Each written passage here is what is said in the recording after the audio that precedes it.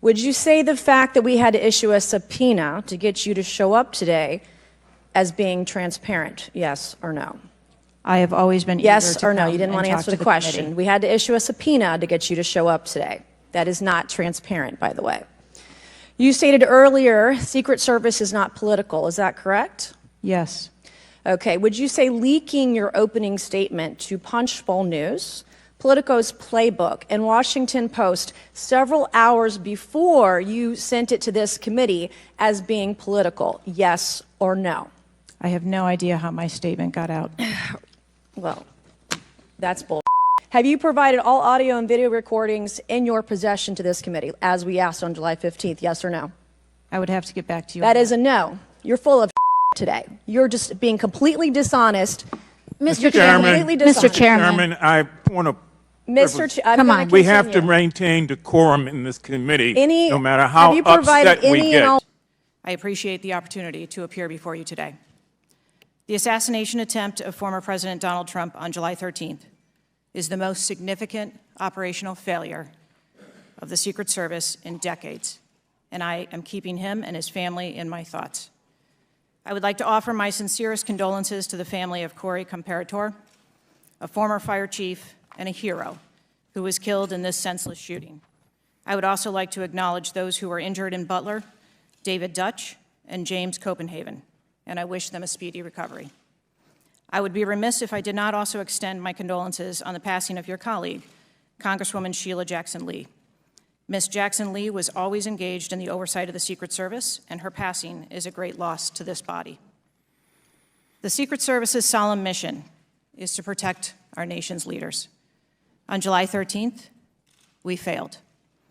As a director of the United States Secret Service, I take full responsibility for any security lapse of our agency.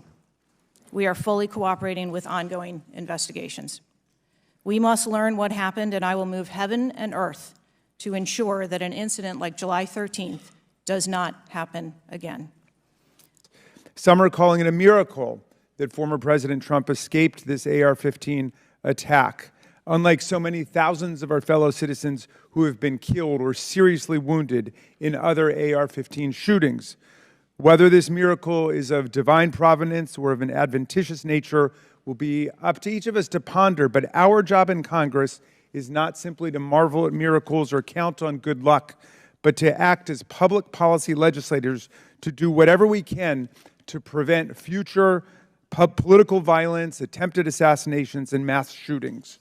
The chairman and I are thus determined to get to the bottom of the stunning security failures that enabled this 20-year-old lone gunman who borrowed his father's AR-15 to perpetrate a mass shooting and assassination attempt at an event protected by the Secret Service as well as state and local police.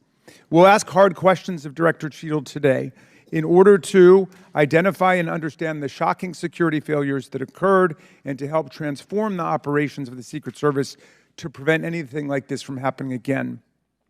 But we can't let ourselves off the hook either, dear colleagues. What happened in Butler, Pennsylvania was a double failure: the failure by the Secret Service to properly protect former President Trump and the failure of Congress to properly protect our people from criminal gun violence. We must therefore also ask hard questions about whether our laws are making it too easy for potential assassins to obtain firearms generally and the AR-15 specifically.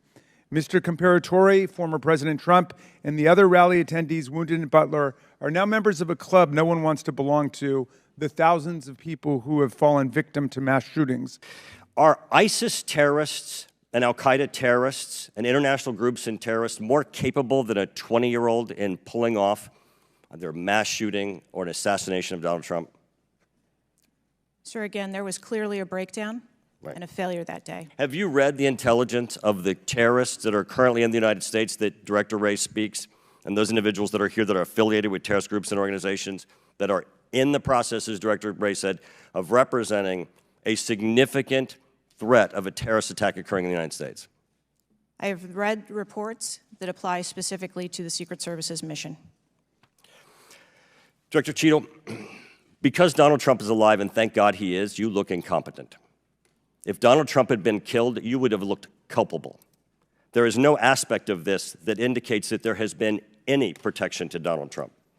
The threat was identified before he took the stage, and the shooter was only killed after Donald Trump himself was killed.